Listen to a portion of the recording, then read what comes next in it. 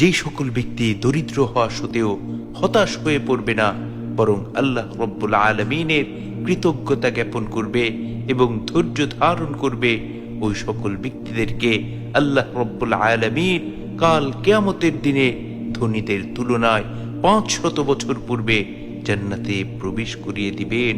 সুবহানাল্লাহ, সুবহানাল্লাহি ওয়া বিহামদিহি, সুবহানাল্লাহিল আযীম। এ সম্পর্কে ইবনে মাজার 4122 নম্বর হাদিস।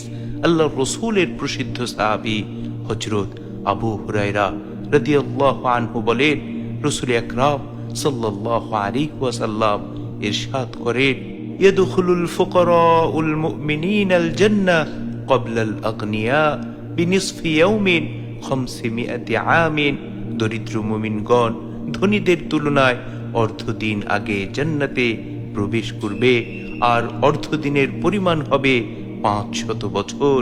সুবহানাল্লাহ, সুবহানাল্লাহি ওয়া বিহামদিহি, সুবহানাল্লাহিল আযীম।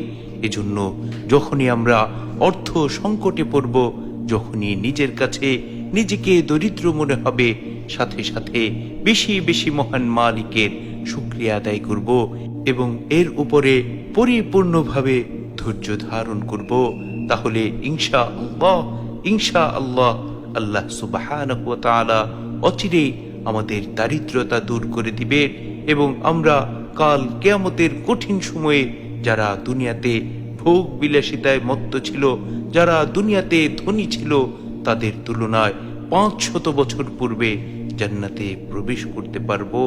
সুবহানাল্লাহ, সুবহানাল্লাহি ওয়া বিহামদিহি, সুবহানাল্লাহিল আযীম। আল্লাহ রব্বুল আলামিন আমাদের প্রত্যেককে সর্বহালতে তার শুকরিয়া আদায় করার তৌফিক দান করুন।